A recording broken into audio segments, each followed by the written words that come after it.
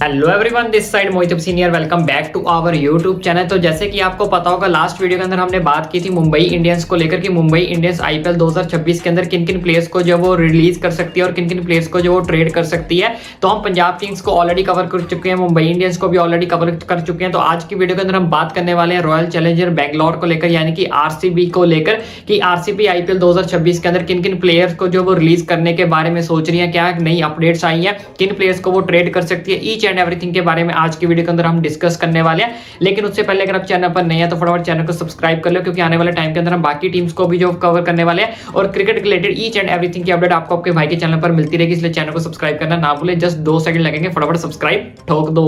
चलिए शुरू करते हैं इस वीडियो को। तो सबसे पहले हमारे पास जो नाम निकल कर आ रहा है आरसीबी की तरफ से, आरसीबी जो है लियम लिविंगस्टन को जो वो रिलीज कर सकती है। तो जैसे कि आपको पता होगा, लियम लिविंगस्टन जो वो आरसीबी की तरफ से खेल रहे थे इस साल 2025 के अंदर, उनको काफी ज्यादा मौके भी दिए गए, काफी ज्यादा अपॉर्चुनिटीज भी दिए गए। ऑलराउंडर एक वो प्लेयर है, लेकिन वो अपना जो दबदबा है वो नहीं दिखा सके थे 2025 के अंदर। उनकी जो परफॉर्मेंस है वैसे निकल कर नहीं आई थी जैसी आरसीबी जो उनसे एक्सपेक्ट कर रही थी। आरसीबी ने उनको 8 से 9 करोड़ रुपए में जो खरीदा था मेगा ऑक्शन के अंदर। तो मुझे लगता है उनकी परफॉर्मेंस को देखते हुए आरसीबी जो है इस साल लियम लिविंगस्टन को जो वो क्या कर देगी, रिलीज कर देगी। वैसे भी उनको इस चीज की नीड नहीं है, क्योंकि उनके बैकअप जो ऑलरेडी फिलहाल के लिए कवर है। क्योंकि ऑलरेडी सबको पता होगा आरसीबी जो पहले होता था कि उनको कई ज्यादा चेंजेस करने की नीड पड़ती थी, लेकिन इस साल तो वो डिफेंडिंग चैंपियन जो है वो रही है। तो उनको जो चेंजेस करने हैं वो कुछ गिने चुने मेजर ही जो चेंजेस करने पड़ेंगे, अदरवाइज उनकी जो मैक्सिमम जो टीम है वो ऑलरेडी सॉर्ट आउट है। तो जिसमें सबसे पहला नाम निकल कर आया था वो था लियम लिविंगस्टन का। तो चलिए आगे बढ़ते हैं। जो नेक्स्ट मेजर नाम निकल कर यहाँ पे आ रहा है वो निकल कर आ रहा है लुंगी अंगेडी का। जी हाँ,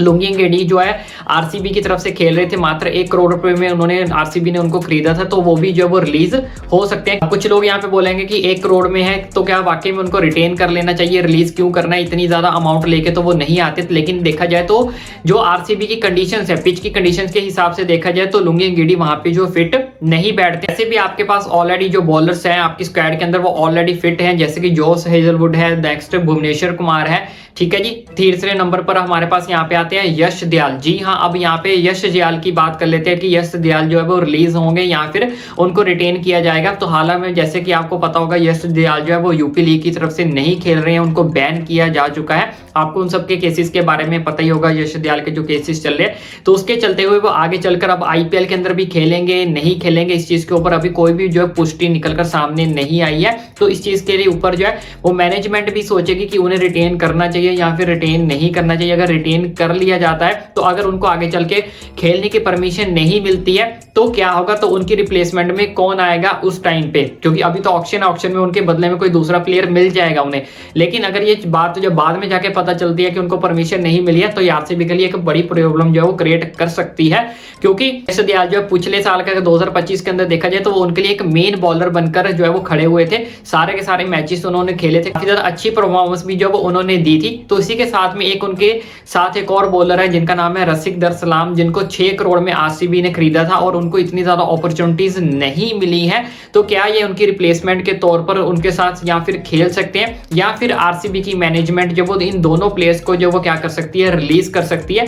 यश दयाल को खरीदा गया था 5 करोड़ में और साथ ही साथ रसिक दर सलाम को खरीदा गया था 6 करोड़ में। अगर दोनों को रिलीज करते हैं तो 11 करोड़ आपके पास जो वो आ जाएगा सीधे सीधे।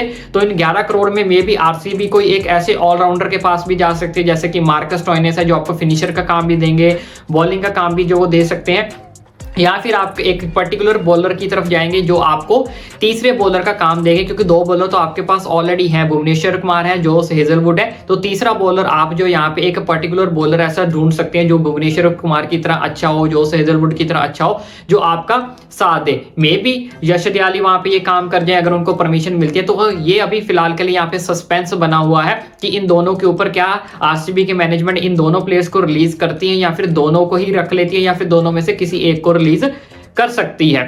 तो चलिए आगे बढ़ते हैं। नेक्स्ट जो हमारे पास यहाँ पे निकल कर सामने आया नाम वो है मयंक अग्रवाल का। जी हाँ, जैसे कि आपको पता होगा मयंक अग्रवाल जो रिप्लेसमेंट के तौर पर आए थे देवदत्त पाटिकल की जगह। तो यहाँ पे कुछ लोग बोलेंगे कि उन्होंने परफॉर्मेंस तो काफी ज्यादा अच्छी दी थी तो उनको रिलीज क्यों करना है। तो लेकिन वो यहाँ पे रिप्लेसमेंट के तौर पर आए थे। अगर रिप्लेसमेंट के तौर पर देखा जाए तो देवदत्त पाटिकल भी वहां पे है। तो एक पोजीशन के ऊपर आप 2 प्लेयर्स को कैसे खिला सकते हो।